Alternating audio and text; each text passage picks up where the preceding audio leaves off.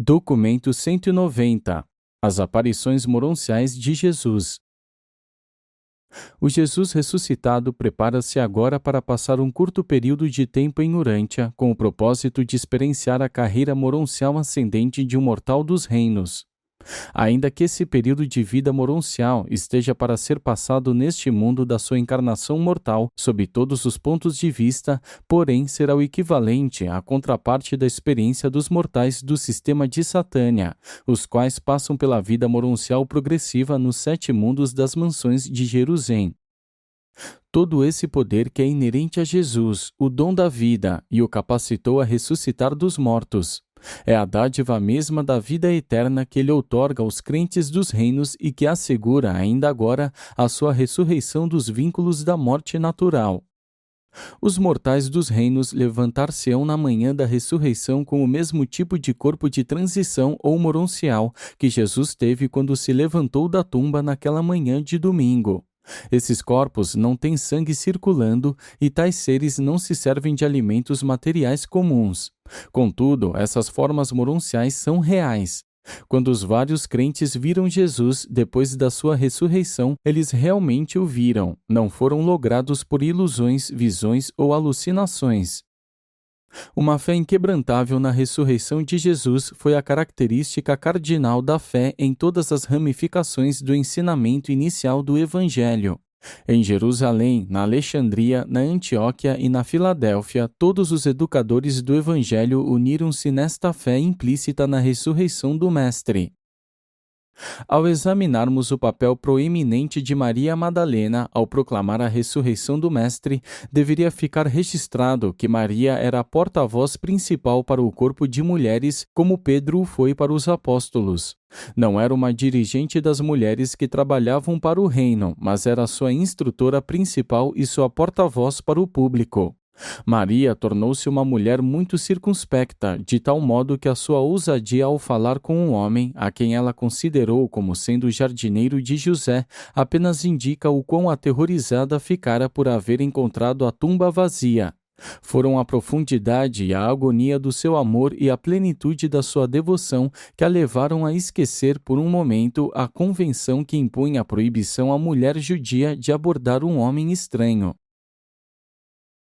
1. Os arautos da ressurreição.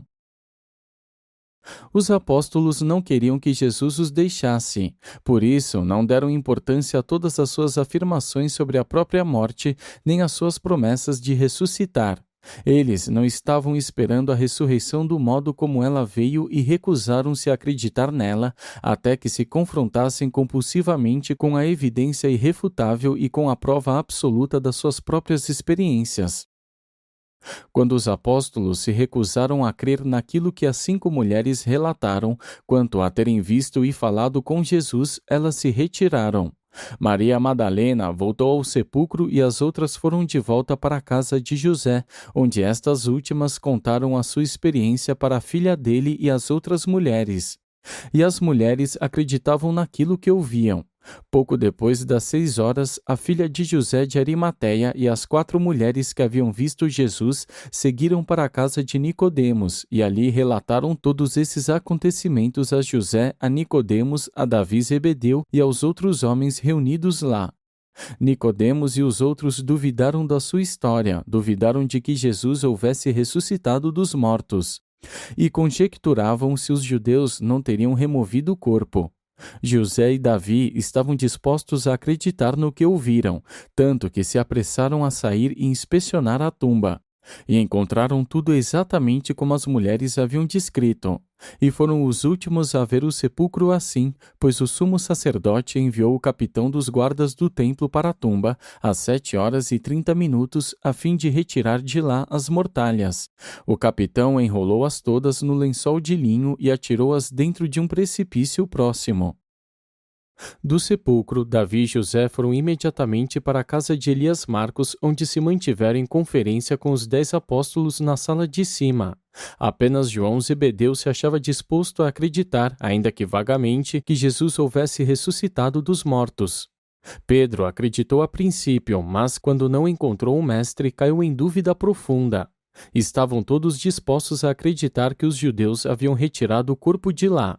Davi não argumentaria com eles, mas quando saiu, ele disse: Vós sois os apóstolos e devíeis compreender essas coisas. Não discutirei convosco. Contudo, volto agora para a casa de Nicodemos, onde marquei de me reunir com os mensageiros esta manhã, e, quando eles estiverem reunidos, eu os enviarei para a sua última missão, como arautos da ressurreição do Mestre. Eu ouvi o Mestre dizer que depois de morrer ele iria ressuscitar ao terceiro dia, e eu creio nele. E assim falando aos deprimidos e abandonados embaixadores do reino, esse chefe autoconvocado da comunicação e da informação despediu-se dos apóstolos. Quando saía da sala de cima, ele deixou a bolsa de Judas contendo todos os fundos apostólicos no colo de Mateus Levi. Eram aproximadamente 9h30 quando o último dos 26 mensageiros de Davi chegou à casa de Nicodemos. Davi prontamente os reuniu no espaçoso pátio e disse-lhes: Homens e irmãos, durante todo esse tempo vós tendes servido a nós, de acordo com um juramento feito a mim e a vós próprios, uns aos outros, e eu vos conclamo a testemunhar que nunca antes coloquei informação falsa nas vossas mãos. Estou a ponto de enviar-vos para a vossa última missão como mensageiros voluntários do reino, e assim fazendo, eu vos libero dos vossos juramentos e dissolvo o corpo de mensageiros. Homens, eu declaro a vós que terminamos nosso trabalho. O Mestre não mais tem necessidade de mensageiros mortais. Ele ressuscitou dos mortos. Ele nos disse, antes de o haver empreendido, que iria morrer e que levantaria de novo ao terceiro dia. Eu vi a tumba, está vazia. Conversei com Maria Madalena e 4 outras mulheres que falaram com Jesus. Agora eu desfaço este grupo, me despeço de vós e vos envio para as vossas respectivas tarefas. E a mensagem que devereis levar aos crentes é: Jesus ressuscitou dos mortos, a tumba está vazia. A maioria daqueles que estavam presentes trataram de persuadir Davi a não fazer isso, mas não conseguiram influenciá-lo. Então procuraram dissuadir os mensageiros, mas estes não deram ouvidos às palavras de dúvida. E assim, pouco antes das 10h da manhã desse domingo, esses 26 corredores saíram como os primeiros arautos do poderoso fato verdadeiro do Jesus ressuscitado. E eles começaram essa missão como haviam iniciado tantas outras, cumprindo o seu juramento feito junto a Davi e Zebedeu e entre eles próprios. Esses homens depositavam uma grande confiança em Davi. Partiram para essa tarefa sem ao menos parar para falar com aqueles que haviam visto Jesus, pois eles acreditaram o suficiente na palavra de Davi.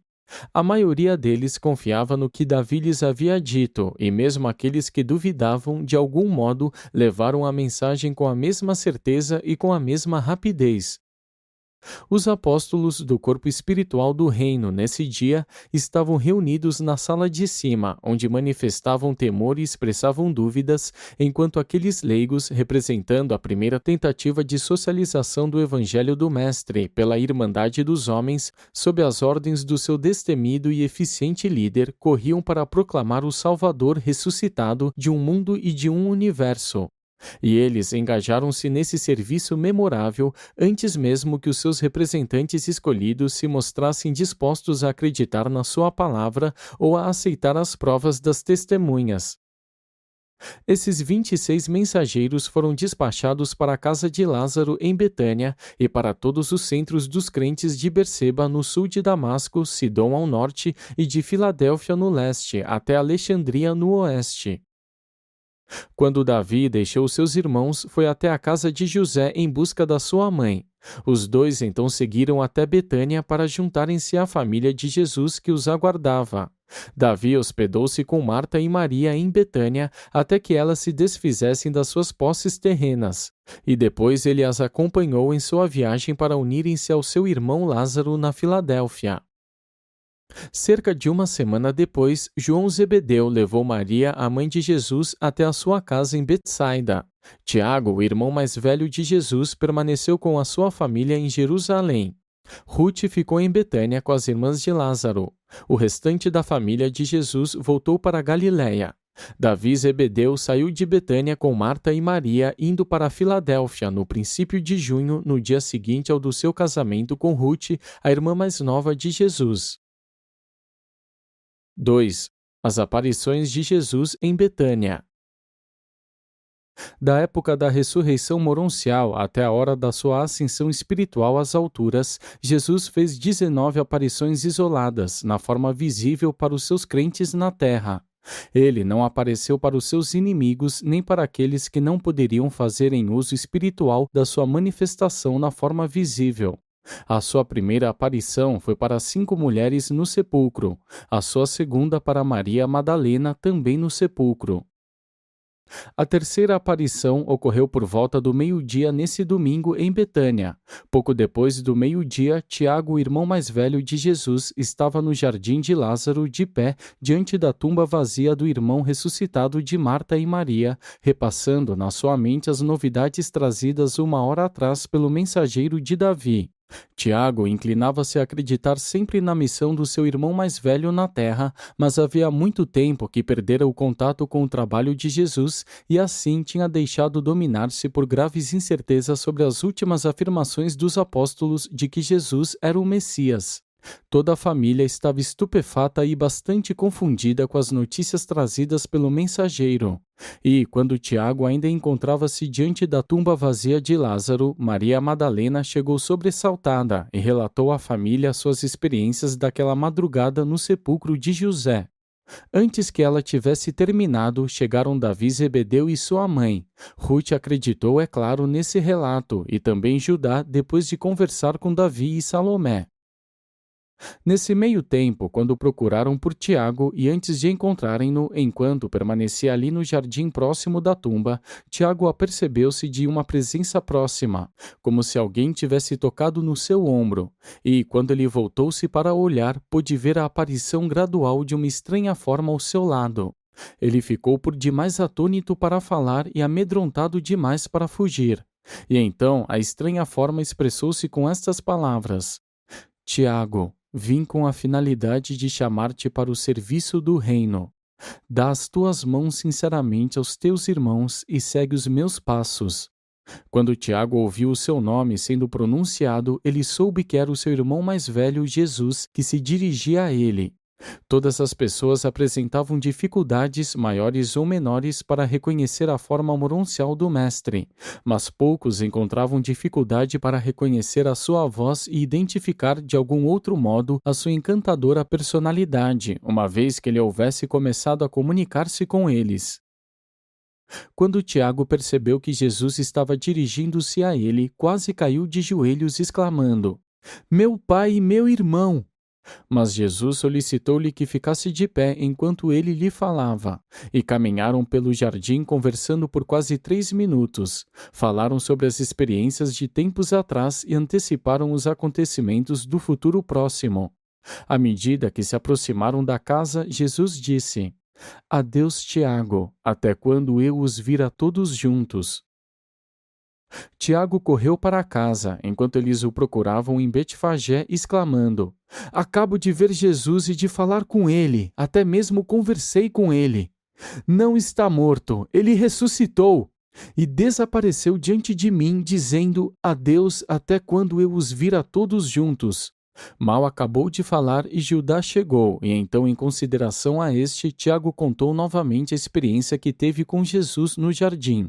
E todos começaram a acreditar na ressurreição de Jesus. Tiago agora anunciava que não iria voltar para Galiléia e Davi exclamou: Ele está sendo visto não apenas por mulheres exaltadas, mesmo os homens de corações fortes começaram a vê-lo. Espero eu próprio vê-lo também. E Davi não teve de esperar muito, pois a quarta aparição de Jesus para o reconhecimento mortal ocorreu pouco antes das 2 horas nessa mesma casa de Marta e Maria, e Jesus surgiu bem visivelmente diante da sua família terrena e dos seus amigos, ao todo 20 pessoas. O Mestre apareceu na porta aberta dos fundos, dizendo: A paz esteja convosco. Saudações para aqueles que estiveram próximos de mim na carne e irmandade para os meus irmãos e irmãs no reino do céu. Como pudestes duvidar? Por que titubeastes por tanto tempo até seguir do fundo do coração a luz da verdade? Vinde, pois, todos vós à irmandade do Espírito da verdade no reino do Pai. Quando começaram a recobrar-se do choque inicial e do próprio espanto, e iam aproximar-se dele como que para abraçá-lo, Jesus desapareceu das suas vistas. Todos queriam correr para a cidade e contar aos apóstolos hesitantes sobre o que havia acontecido, mas Tiago os conteve. Apenas a Maria Madalena foi permitido voltar à casa de José. Tiago proibiu que eles colocassem abertamente de público que essa visita moroncial havia acontecido por causa de algumas coisas que Jesus havia dito a ele enquanto conversavam no jardim. Mas Tiago nunca revelou mais nada sobre a conversa com o Mestre ressuscitado nesse dia na casa de Lázaro em Betânia. 3. Na casa de José. A quinta manifestação moroncial de Jesus para que os olhos dos mortais o reconhecessem aconteceu na presença de umas 25 mulheres crentes reunidas na casa de José de Arimateia, por volta das 4h15 nessa mesma tarde de domingo. Maria Madalena havia retornado à casa de José apenas alguns minutos antes dessa aparição. Tiago, o irmão de Jesus, havia solicitado que nada fosse dito aos apóstolos a respeito da aparição do Mestre em Betânia. Ele não havia pedido a Maria que se abstivesse de contar o ocorrido às suas irmãs crentes. Assim, depois de ter pedido o segredo a todas as mulheres, Maria relatou o que havia acontecido enquanto ela esteve com a família de Jesus em Betânia. E, no meio mesmo desse relato emocionante, um silêncio súbito e solene caiu sobre elas, e todas contemplaram bem próximo de si a forma totalmente visível de Jesus ressuscitado. Ele saudou-as dizendo: "A paz esteja convosco. Na comunhão do reino não haverá judeus nem gentios, nem ricos nem pobres, nem livres ou escravos, nem homem ou mulher. Vós também sois chamadas a tornar pública a boa nova da liberdade da humanidade por meio do evangelho da filiação a Deus no reino do céu. Ide a todo o mundo proclamar este evangelho e confirmá-lo para os crentes na fé. E, enquanto fazeis isso, não vos esqueçais de ministrar aos doentes e fortalecer os que estão fracos e cheios de temor. E eu estarei sempre convosco, até mesmo nos confins da terra." E depois de falar assim, Jesus desapareceu da vista delas, enquanto as mulheres caíram com os seus rostos no chão e adorando-o em silêncio. Das 5 aparições moronciais de Jesus ocorridas até esse momento, Maria Madalena havia testemunhado 4. Como resultado do envio dos mensageiros durante o meio da tarde e em consequência do vazamento inconsciente de indicações a respeito dessa aparição de Jesus na casa de José, um rumor chegou até os dirigentes judeus durante o anoitecer sobre o que estava sendo relatado em toda a cidade, de que Jesus havia ressuscitado e que muitas pessoas estavam declarando tê-lo visto. Os sinedristas encontravam-se profundamente perturbados com esses rumores. Após uma rápida conversa com Anás, Caifás convocou uma reunião do Sinédrio para as 8h naquela noite. Foi nessa reunião que foi tomada a decisão de expulsar das sinagogas qualquer pessoa que fizesse menção à ressurreição de Jesus. Foi sugerido mesmo que qualquer pessoa que afirmasse tê-lo visto deveria ser condenada à morte.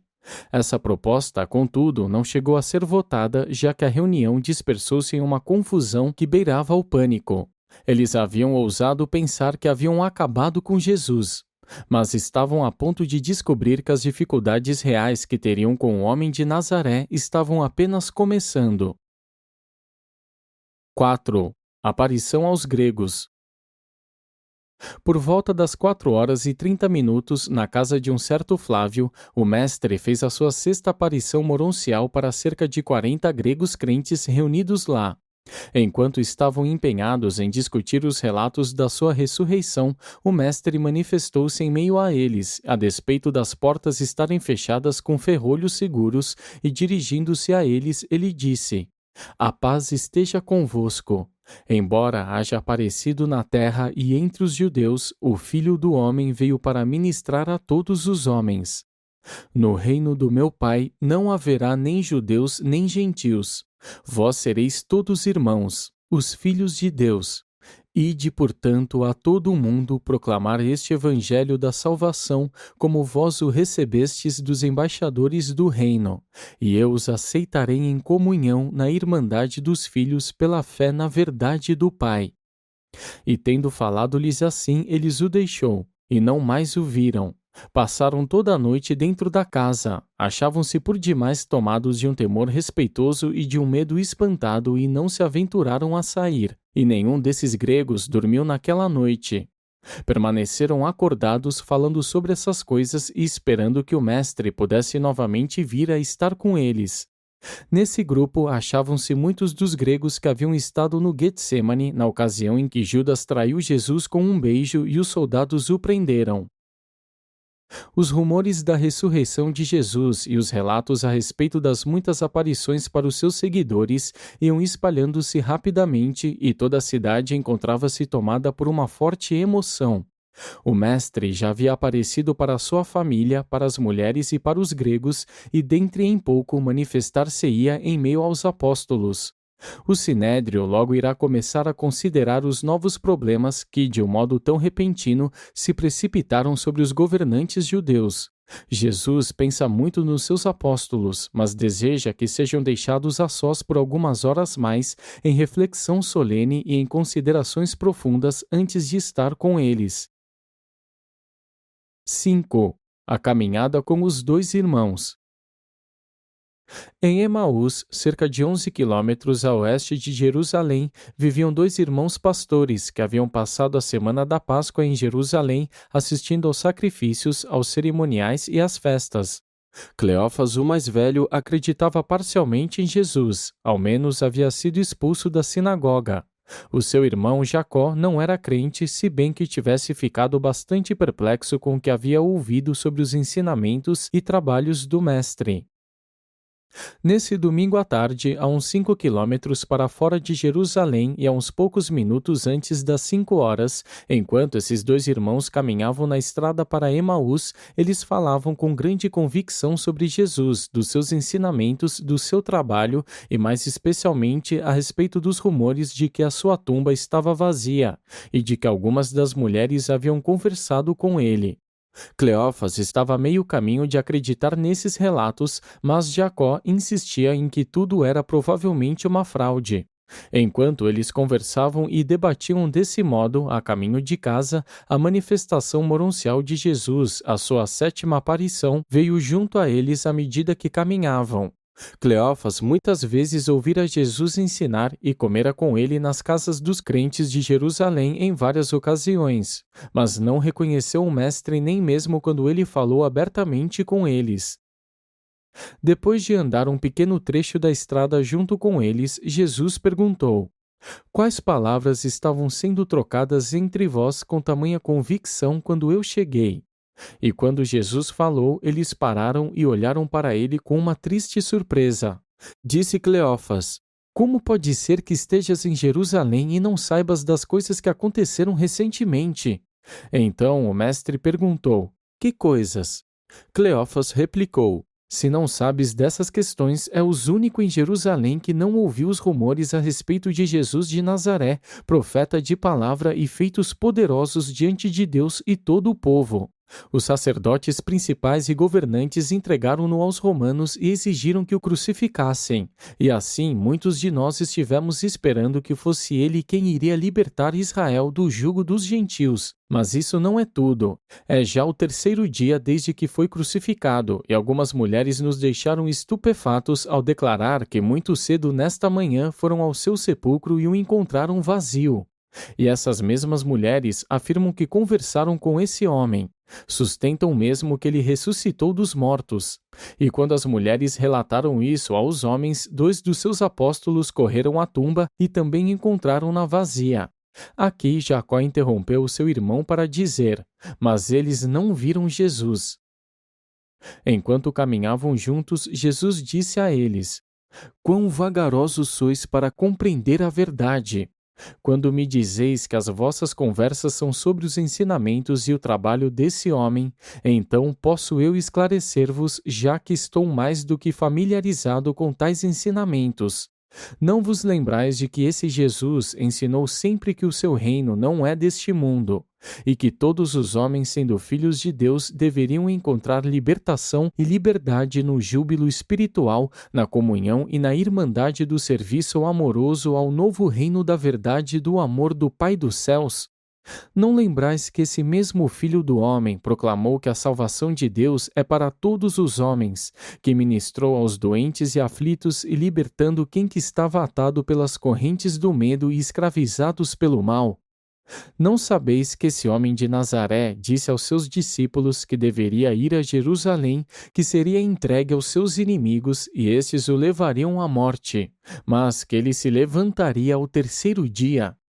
Tudo isso não vos foi dito.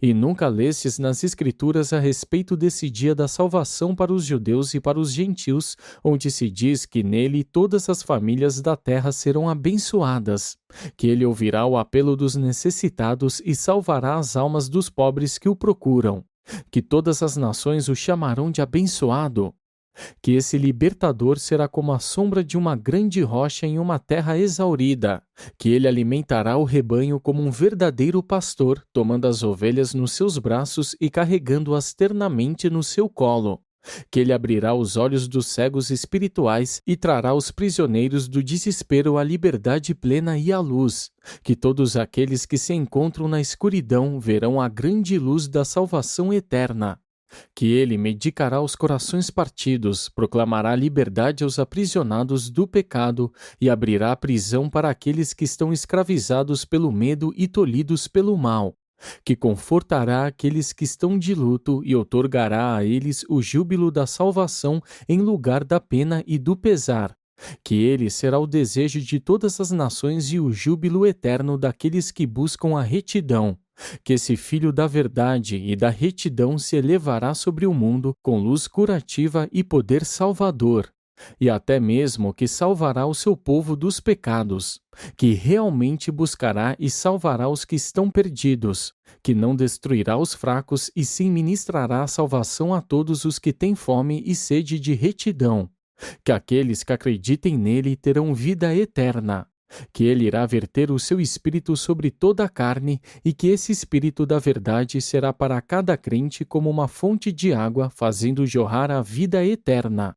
Não compreendestes quão grande foi o evangelho do reino que esse homem entregou a vós? Não percebeis quão grande é a salvação que vem a vós? Nesta altura, eles estavam chegando perto da cidade onde esses dois irmãos moravam. Nenhuma palavra esses dois homens disseram, desde que Jesus havia começado a ensinar a eles enquanto caminhavam juntos pela estrada. Logo chegaram em frente à sua humilde morada e Jesus estava para deixá-los indo estrada abaixo, mas eles solicitaram-lhe que entrasse e ficasse com eles. Eles insistiram, como era quase já o cair da noite, que ele permanecesse lá com eles. Finalmente Jesus consentiu e, logo que eles entraram na casa e se sentaram para comer, deram a ele o pão para abençoar, e quando ele começou a parti-lo e a entregá-lo a eles, os olhos dos dois abriram-se e Cleófas reconheceu que o convidado deles era o próprio mestre. E quando ele disse, "É o mestre!", o Jesus moroncial desapareceu da vista deles. E então eles comentaram um com o outro: "Não é de espantar que os nossos corações estivessem queimando dentro de nós quando ele nos falou, enquanto caminhávamos pela estrada e enquanto ele abria ao nosso entendimento os ensinamentos das Escrituras." Eles não se detiveram para comer, haviam visto o mestre moroncial e saíram correndo da casa, de volta a Jerusalém, para difundir a boa nova do Salvador ressuscitado. Por volta das 9 horas, naquela noite, e pouco antes do mestre aparecer aos 10 apóstolos, esses dois irmãos emocionados irromperam na sala de cima, indo ao encontro dos apóstolos, declarando que haviam visto Jesus e conversado com ele, e contaram tudo o que Jesus tinha dito a eles e mesmo que não haviam reconhecido quem ele era até o momento em que partiu o pão.